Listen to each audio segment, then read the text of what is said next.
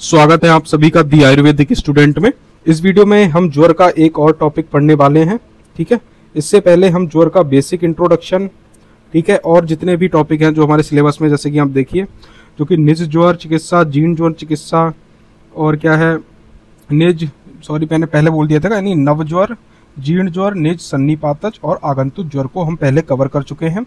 साथ ही में इससे पहले जो दो टॉपिक है, एथिक्स वाला और बेसिक इंट्रोडक्शन ऑफ काय चिकित्सा, उनको भी हमने कवर कर लिया है।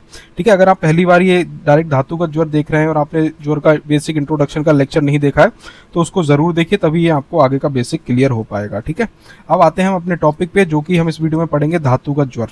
एक बहुत ही इंपॉर्टेंट टॉपिक है, यहाँ से एमसीक्यू वगैरह भी बन सकता है। ठीक है, और साथ ही मैं आपको बता दूं, अगर आप नोट्स डाउनलोड करना चाहते हैं तो उसके लिए मेरा टेलीग्राम चैनल है, वहां से जाके आप इसको डाउनलोड कर सकते हैं, लिंक डिस्क्रिप्शन में दे रखा है। अब आते हैं टॉपिक के ऊपर। जैसा कि नाम है धातुगत ज्वर, धातुगत यानी कि कुछ ना कुछ धातुओं में समस्या उत्पन्न हो रही होगी इंडिविजुअल के, तभी हमने इसका नाम क्या रखा गया, धातुगत ज्वर।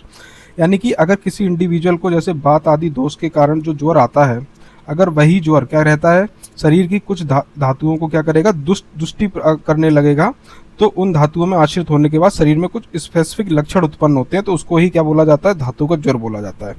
जैसे कि अगर हम परिभाषा के संदर्भ में देखें तो क्या है, वात आदि दोषज ज्वर ही जब शरीर के अन्य धातुओं की दुष्टि करते हैं, यानी कि जब वात आदि जो दोषज ज्वर है वही क्या करता है, शरीर की अन्य धातुओं की क्या करेगा, दुष्टि करते हैं, तथा उन धातुओं में आश्रित होकर कुछ क्या करेंगे, विशिष्ट लक्षण उत्पन्न करते हैं, उसे ही धातुगत ज्वर की संज्ञा यानी कि धातुगत ज्वर कहा जाता है।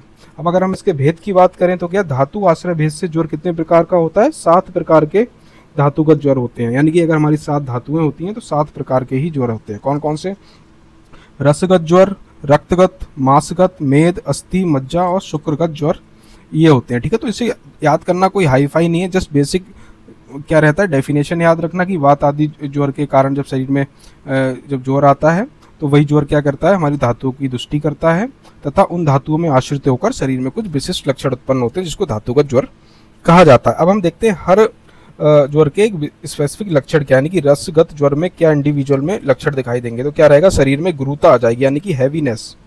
ठीक है, दीनता उत्पन्न हो जाएगी, छर्दी, अरुचि यानी कि भूख नहीं लगेगी, अंगम और शरीर में दर्द होगा, और छठा इसका लक्षण है जृंभा हो जाएगा उसके शरीर में। ठीक है, और अगर हम आगे देखें क्या रक्तगत ज्वर में क्या लक्षण दिखाई देंगे, तो इसमें क्या रहता है, शरीर में पीड़िकाएं उत्पन्न हो जाती हैं, पीड़िका के बाद इंडिविजुअल को प्यास लगती है, यानी कि जो थ्रस्ट बोलते हैं हम उसे, इंडिविजुअल कैसा हो जाता है, थ्रस्टी हो जाता है।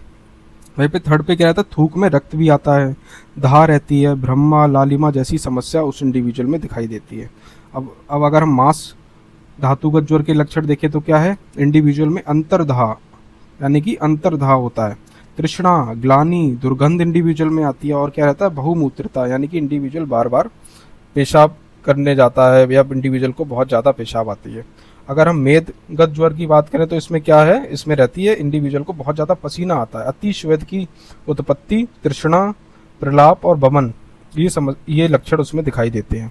वहीं पे अगर हम अस्थिगत ज्वर के लक्षण देखें तो क्या है, वो है बमन एवं विरेचन क्या रहता है, एक साथ उत्पन्न होते हैं। क्या, बमन और विरेचन कैसे होते हैं, एक साथ उत्पन्न होते हैं। वहीं पे अगर हम अस्थि में क्या रहता है, अस्थि में भेदनवत पीड़ा होती है, और ऐसा लगता है कि उस हड्डियां जो है वो टूट गई हैं, उसमें कुछ छेद हो गया है, कोई चीज़ घुस गई है आके, उस तरह की पीड़ा उसमें उत्पन्न होती है। साथ ही में श्वास की समस्या और क्या रहती है, इधर उधर हाथ पैर मारना, ये इंडिविजुअल में लक्षण दिखाई देते हैं। वहीं अगर हम मज्जागत ज्वर की बात करें तो क्या रहता है, हिक्का श्वास कास रोग का होना। अगर किसी को मज्जागत ज्वर है तो उसमें हिक्का श्वास कास रोग उत्पन्न हो जाता है।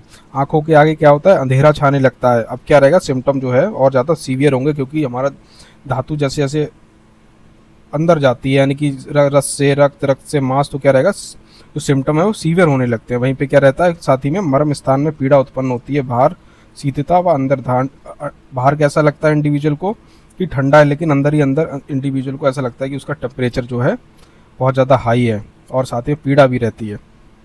आगे अगर हम देखें तो शुक्रगत ज्वर में क्या रहता है, शुक्र श्राव की अति प्रवृत्ति, यानी कि शुक्र जो है ना वो अधिक मात्रा में निकलने लगता है, शुक्र का विनाश भी हो सकता है, प्राणवायु, अग्नि एवं सोम का एक साथ निकलना, तभी क्या रहेगा इंडिविजुअल, अगर किसी इंडिविजुअल की प्राणवायु निकल जाएगी, अग्नि निकल जाएगी और सोम का नाश हो जाएगा तो इंडिविजुअल मर ही जाएगा ना, तो इस बात को हम ध्यान रखना है।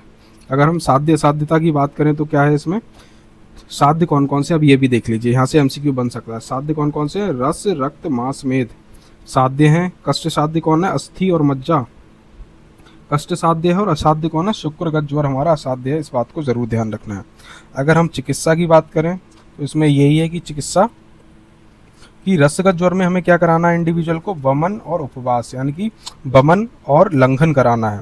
वहीं पे रक्तगत ज्वर में क्या करना है, परिषेक करना है, प्रदह और संशमन औषधि का उपयोग करना है। और मांस मेद ज्वर में क्या, मेदगत ज्वर में क्या कराना, विरेचन और उपवास कराना। ध्यान रखना भाई, रसगत में हम वमन और उपवास करा रहे थे, मांस और मेद में क्या करा रहे हैं, विरेचन और उल्लंघन कराना है।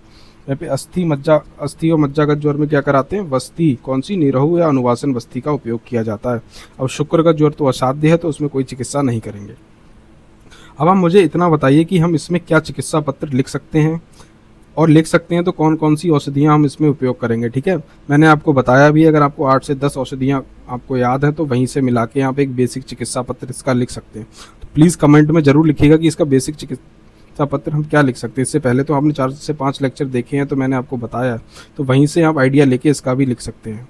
समझ गए इस बात को। तो मिलते हैं हम अगली वीडियो में एक और टॉपिक के साथ, जो कि हमें आगे पढ़ना है हमारे सिलेबस का। वो है कौन सा है भाई, विषम ज्वर हम पकड़ेंगे, उसके बाद पढ़ेंगे पूर्णावर्तक ज्वर चिकित्सा। इन चीज़ों को 2 चीज़ें रह गई हैं, और इस टॉपिक को हम खत्म कर देंगे अगली 2 लेक्चर्स के अंदर। ठीक है, तो मिलते हैं नेक्स्ट वीडियो में एक नए लेक्चर के साथ। और प्लीज़ मेरे चैनल को सब्सक्राइब जरूर कीजिए, जिससे हम और जल्दी वीडियोज़ को अपलोड कर सकें।